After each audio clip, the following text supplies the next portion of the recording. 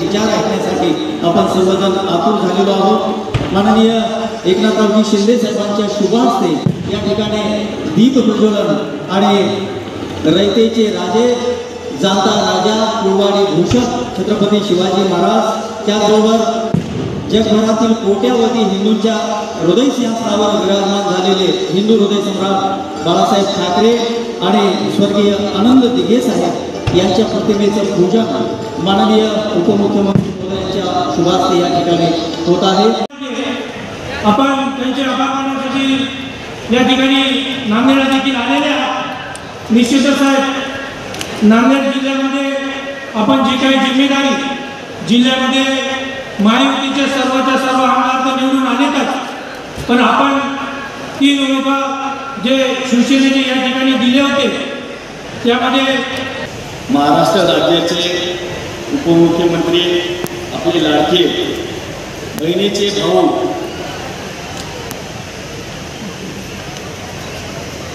पहिले मुख्यमंत्री असे म्हणजे आपले लाडके सगळ्याचे कॉमन मॅन मुख्यमंत्री 2.5 वर्षामध्ये ते दाखवले त्यांना ते कामाची पावती आणि त्या पावतीच्या त्यांच्या नेतृत्वाखाली मागच्या 2.5 वर्षात जे कामं झाले त्या निमित्ताने जे आज महाराष्ट्रामध्ये महायुतीला सर्वात जास्त दररोज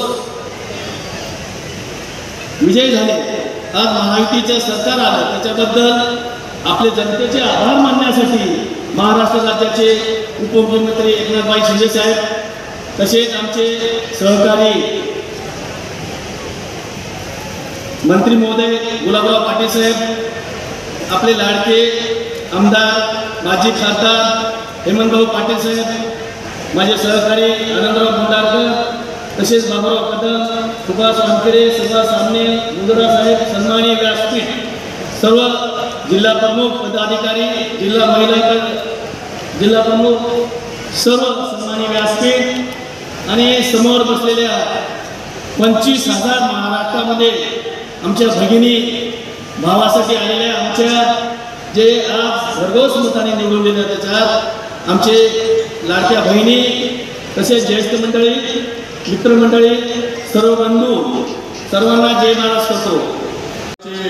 उपमुख्यमंत्री माननीय एकनाथभाई शिंदे साहेब, व्यासपीठावर उपस्थित असलेले महाराष्ट्राची गुरुप मैदानी तोप माननीय गुलाबराव पाटील साहेब, सन्माननीय आमदार बालाजीराव कल्याणकर, सन्माननीय आमदार बाबूरावजी, सन्माननीय आमदार आनंदराव भंडारकर,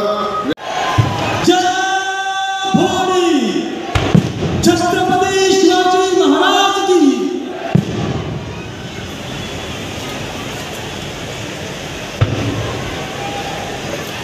छत्रपती शिवाजी महाराज की जय भवानी। जो बोले सो निहाल, सत श्री अकाल। नांदेड जिल्ह्यातील माझ्या लाडक्या बहिणींनो आणि लाडक्या भावांनो, सर्वप्रथम हजूर साहेब सचखंड गुरुद्वारा समोर श्रद्धापूर्वक माथा टेकून आलोय। सचखंड म्हणजे सत्याची भूमी आणि या सत्याच्या भूमीत सत्याचाच विजय झाला आणि जिल्ह्यातल्या 9च्या 9 जागा महायुतीच्या तुम्ही जिंकून दिल्या। म्हणजे पैकीच्या पैकी मार्क, 100% रिझल्ट आणि 100% स्ट्राईकवर आपण मेळावा घेतला होता आणि आशीर्वाद द्यायला तर हजारो बहिणी आल्या होत्या आणि या हजारो बहिणींचा आवाज विधानसभेच्या निवडणुकीमध्ये दणक्यात घुमला आणि म्हणून मी तेव्हा म्हणालो तुमच्या 1,500च्या ओवाळणीमध्ये थोडा घालायला आला कोणी तर त्याला जोडा दाखवा। मी म्हणालो सावत्र भावांना त्यांची जागा दाखवा असं सांगून गेलो होतो। माझ्या बहिणींनी जोडा नुसता दाखवला नाही तर जोरात वाजवला पण। अमिताभ बच्चनचा एक पिक्चरमध्ये एक डायलॉग आहे, एक ही मारा लेकिन सॉलिड मारा। आणि तेच माझ्या बहिणींनी एक ही मारा पण सॉलिड मारा।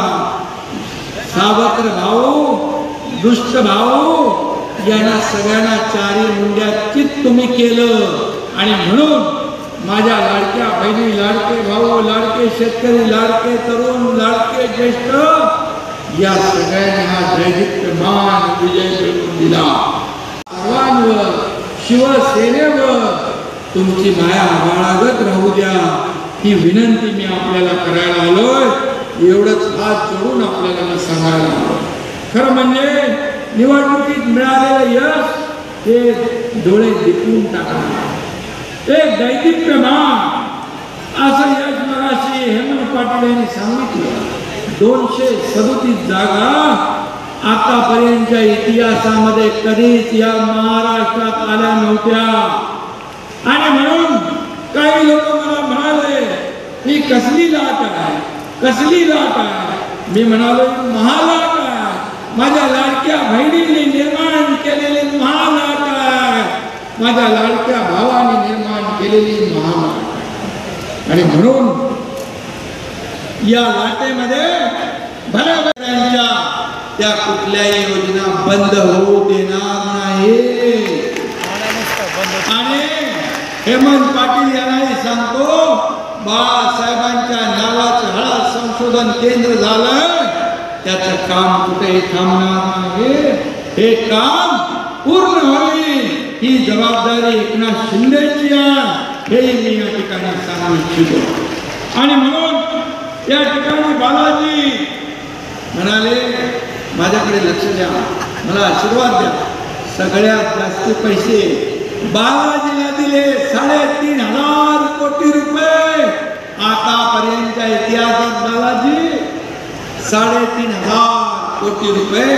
तसं बालाजी देव माहित आहे देणारा, त्याच्या नावाचं कल्याण, बालाजीचं कल्याण होणार हे मला माहीत होतं. बालाजी विजय होणार ही काळ्या दगडावरची भगवी रेघ होती. आणि म्हणून नांदेडच्या जनतेने मतपेटीद्वारे त्यांना विजयी केलं. आणि त्याचबरोबर हदगाववरून बाबूराव कदम. आता बाबूराव कदम ते आला बाबूराव गाणी ना आला बाबूराव.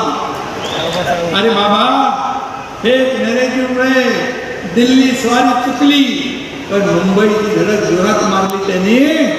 आणि बाबूराव खरोखर हे गाणं सुपरहिट आहे. बाबूरावने ते खरं करून दाखवलं. आणि बाबूराव आमदार फक्त लोकसभेऐवजी विधानसभेत आला. आणि म्हणून बाबूरावचं पण मी मनापासून अभिनंदन करतो. नोकर समजू लागले पण आपला पक्ष कार्यकर्त्यांचा.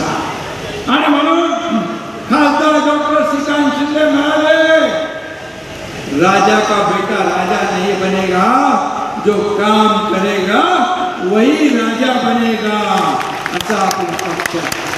आणि म्हणून हेमंत पाटीलचं मनापासून अभिनंदन केलं पाहिजे.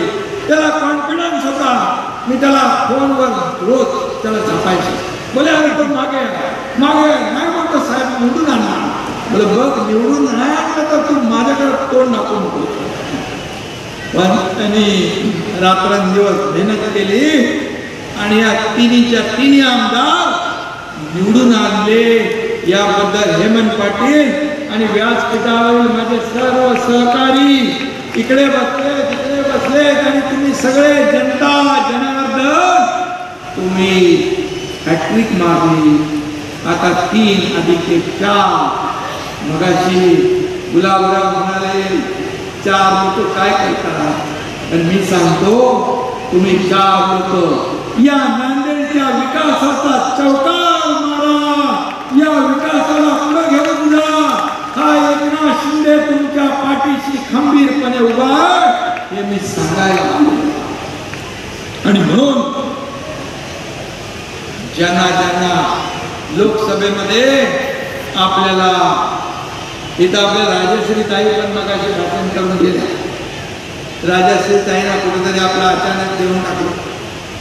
पण हेमंत पाटील यांना मी विधान परिषदेवर संधी दिली.